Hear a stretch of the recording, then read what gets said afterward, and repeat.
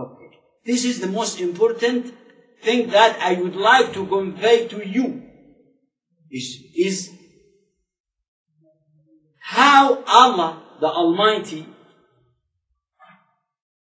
enables the livestock to produce such pure palatable milk from what?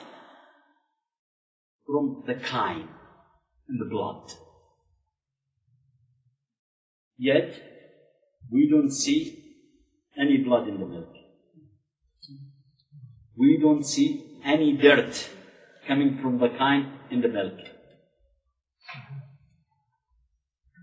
Filter. Sophisticated filter. See? Coming from the kine. Then, through the blood circulation. Then, to the other cells. Then, we get pure palatable milk. With no blood. With no dirt at all. Okay. Do you taste the blood in the milk? No, at all. Do you taste dirt or the other of the waste in milk? No. I would like just to say this again for our guests here. We come to the last process of milk production, and we said that we are talking about the procedures of producing milk from the kine and the blood. Okay? Do we see any blood in the milk? When you drink milk, do you see any blood? No. No. Yeah.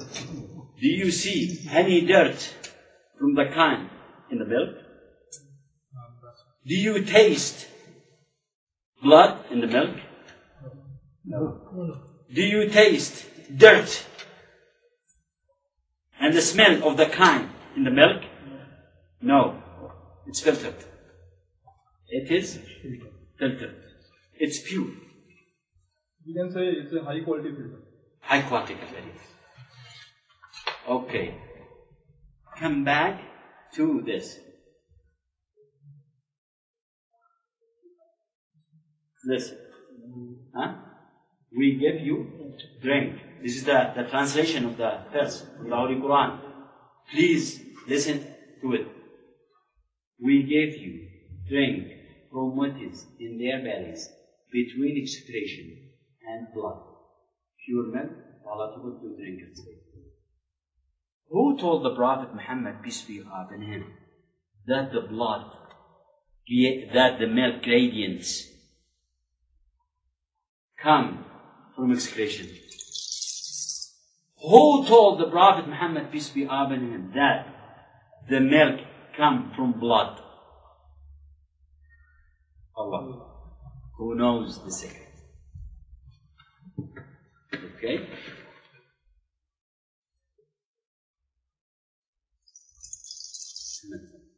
هذا من سؤال.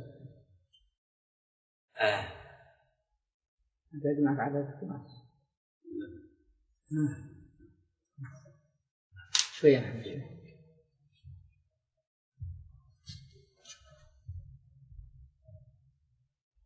Now, I presented to you the verse of the Holy Quran. And I presented to you the recent findings of scientists who described how milk is produced. The science is telling us that milk is produced from the kine and then from the blood, as the verse of the Holy Quran is telling us. At the time of the Prophet Muhammad, peace be upon him, it was really impossible for anyone to know such process inside the belly of the livestock. No one at that time in a position to know such process at all. Why? Because anatomy at that time was not in a position to discover such tiny things taking place inside the belly and inside the other cells. From food, then digested food, then being downloaded into the blood circulation to the other cells, and then the gradients of the milk are downloaded into the other cells in order to produce pure milk. Quran is telling us this. And now I would like to present to you some scientists who gave a witness for the truthfulness of the Holy Quran. Not only through these things, not only through the process of honey production or the milk production, but many and many things mentioned in the Holy Quran. Today, scientists in the various disciplines of natural sciences who study the Quran find that this same divine knowledge is providing them with the same evidence and confirms that it is from the Creator of the universe. Likewise, the evidence confirms the veracity of Prophet Muhammad. And we have met with a number of these scientists, some of whom have affirmed that this knowledge cannot have come from a human source. This type of knowledge is existent at that time, say around 14,000 years, 1400 years back. Maybe some of the things may have a general idea, but to describe those things in great detail is very difficult. So this is definitely not a simple human knowledge. And some of them say that this knowledge can only be from outside of this universe. There may have to be something beyond what we understand as ordinary human experience to account for the writings that we've seen. So I thought some supernatural or extra human being, the data or the information might have come from some supernatural source. And some of them came forward fearlessly and affirmed that this knowledge can only be from Allah, the Creator of the universe. From who, then, do you think the original or the source of such information? Well, I would think it must be the divine being. That modern scientific methods are now in a position to prove what Muhammad said 1400 years ago. So I see nothing here in conflict with the concept that divine intervention was involved in what he was able to write. What has been said already many, many years ago in the Quran, actually that the scientists are now discovering what has been said before. I have no difficulty in my mind reconciling that this is a divine inspiration or revelation which led him to these statements. And some of them concluded their affirmation by saying, "It is clear to me that these statements must have come to Muhammad from God or Allah, because almost all of this knowledge was not discovered until many centuries later. This proves to me that Muhammad must have been a messenger of God or Allah." And some of them pronounced the Shahada and embraced this. I think this is the time to say, La ilaha illallah. There is no God to worship except Allah. Muhammad, Nur, Rasul, Lula. Muhammad is the center of Allah.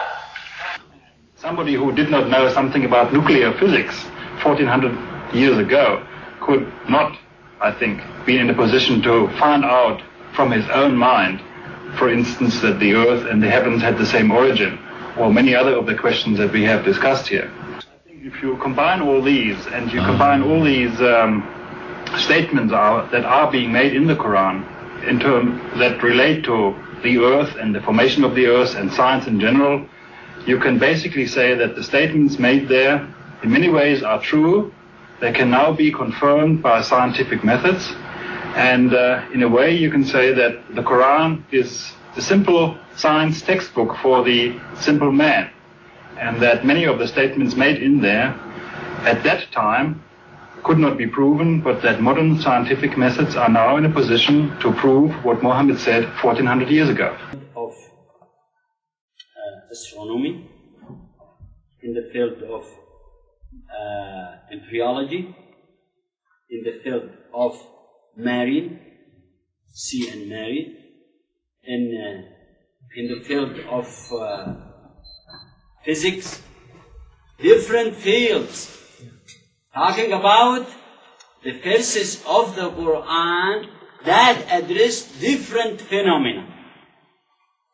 Phenomena in the universe, in earth, creation of the universe, creation of earth, creation of human being, creation of plants, creation of animals. They had the chance to look at different verses of the Quran. And they came to a conference in Saudi Arabia. It was held in Saudi Arabia from different countries in order to give their opinion about the verses mentioned in the Holy Quran. And they are telling us that these facts must have come from Allah, must be divine revelation, must be the word of Allah, not the word of Muhammad, because Muhammad was illiterate. Muhammad was illiterate. The Prophet Muhammad, peace be upon him, was illiterate. He could not read nor write. And at that time it was the dark age, because Arabs were just only Bedouins. Bedouins. They could not even read or write. They did not have the knowledge. They did not have any. They did not have anything. But the Prophet Muhammad, peace be upon him, was not a normal person. He was not any person. He was the messenger of Allah, who received the revelation from Allah and conveyed it to us through the Holy Quran and through the statements of the Prophet Muhammad, peace be upon him. We call it Sunnah. Of course, when we talk about such things, we talk about them in order to believe. In order to believe. Because when these signs and facts are presented to us, it is not to enjoy. It is not to enjoy, but to believe.